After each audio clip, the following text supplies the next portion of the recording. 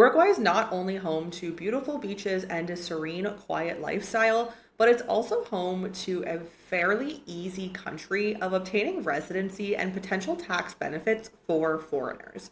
In this video, we're going to dive into what you can expect from the residency process in Uruguay and some of the potential tax advantages that you can take advantage of if you're a foreigner looking to relocate to Uruguay. So, we have helped many of our clients relocate to Latin America, and Uruguay is one of these standout countries where we have a lot of clients interested to relocate to Uruguay.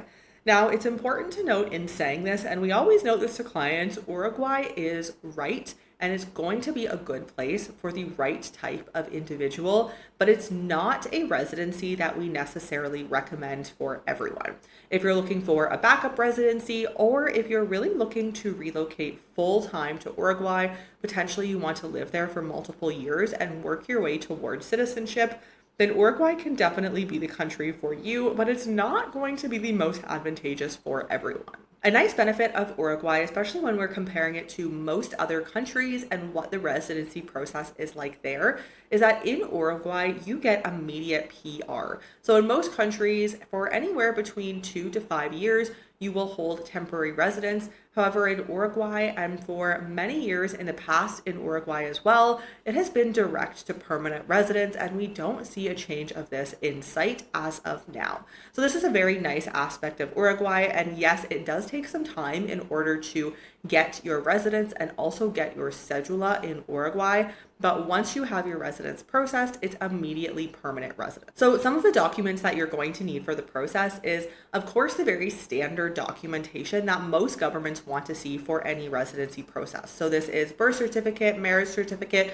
potential death certificate, divorce certificate, and then they're also going to want to see a background check from the country where you're currently residing. So all of these documents need to be apostilled in the issuing country, and they will typically have a 6-month validity to be used for the residency process in Uruguay. There are also various other documents that you need, and these include health checks. Some of these health checks can be done abroad and simply brought into Uruguay. You also need a tetanus shot, and then there is a health check and, of course, an interview process with immigration, which I will talk about shortly when you're on the ground in Uruguay. But you can bring these health checks with you, and then there's also the health check on the ground in Uruguay. They're also going to need to see proof of income, so typically around 1,500 USD per month in income is the minimum of what they are looking for in order to qualify you to get residency in Uruguay. So once you're on the ground in Uruguay, as I mentioned, you can either do the process in Montevideo or Punta del Este are the most popular locations for the process through immigration. And then you're also going to be doing your health check and your interview process with the immigration department in said city where you have started your application. Now, you can leave Uruguay during this process. This is actually a new update within the last few months. In the past, once your residency was being processed, you were not able to leave the country. And this process can easily take up to a year, especially depending on the season that you're applying in Uruguay. So in the past, you were not able to leave the country. Now, with this new change, there is a small fee that you have to pay to the government every time you choose to leave Uruguay. However, you now can pay this small fee and leave Uruguay, and you do, yes, have to come back. You're going to have to come back and get your cedula, but your residency is issued digitally, and then once your cedula is processed, then from there, you're able to come back into Uruguay and collect that. And it's also important to note that you'll have to, of course, be in the country for your second appointment with immigration for the cedula. If you're interested in moving to Uruguay and or gaining residence in Uruguay, our Uruguay Residency Essentials course is linked below, where we dive into hours of detail of what this process actually entails in Uruguay, the documents you're needing in detail based on either an individual application or a family application, along with the tax benefits and how you can take advantage of this, and if Uruguay is really the right destination for you if you're looking to obtain your residency in Uruguay.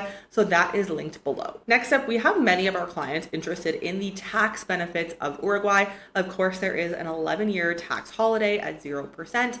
And after that time frame, you will be taxed at 12% on income from any country abroad. Now, it's important to note that this is on interest or dividends specifically generated abroad, but alternatively, instead of taking the 11-year 0% tax rate, you can also just have a flat 7% lifetime tax in Uruguay. This very much so depends on your sources of income and where these sources are coming from and how they're structured in which company in said countries. So it's important to make sure that you do have the proper tax planning in Uruguay before relocating there or before wanting to move there simply for the tax benefits. Uruguay, as we mentioned, is a great country for the right individual with the right business, but not for everyone. So if you're interested in learning more about if it may be beneficial to you or other jurisdictions that may be alternatively beneficial, you can book a call with us below. Now, if you are looking to obtain tax residency in Uruguay, there are a few different ways. So first, you can simply have presence in Uruguay of around 183 days annually. With this, you will obtain tax residence. Now, there are other ways to actually obtain tax residency in Uruguay. First, you can have your activity base, as it's called, in Uruguay. So this means that the income that you have in Uruguay is the highest income out of any other countries where you are currently making income, and this will by default obtain your tax residence in Uruguay. You can also have economic interests in the country, so you can have investments in real estate or companies. This very much so varies depend on the cost and also depending on the amount of time that you are looking to spend in Uruguay. You may have to purchase a property or a business worth more if you're looking to spend less time in Uruguay. So this can all be planned out depending on your specific business and lifestyle, but there's also having vital interests in Uruguay. So if you have a spouse, children that are of course verifiable via documentation located in Uruguay, then you can also obtain your tax residence in Uruguay through these vital interests. So there are various different methods where you can obtain tax residence in Uruguay. But alternatively, you can simply gain your residence only in Uruguay and not gain tax residence. We have some videos linked below to really give a holistic picture on if Uruguay may be the best option for you.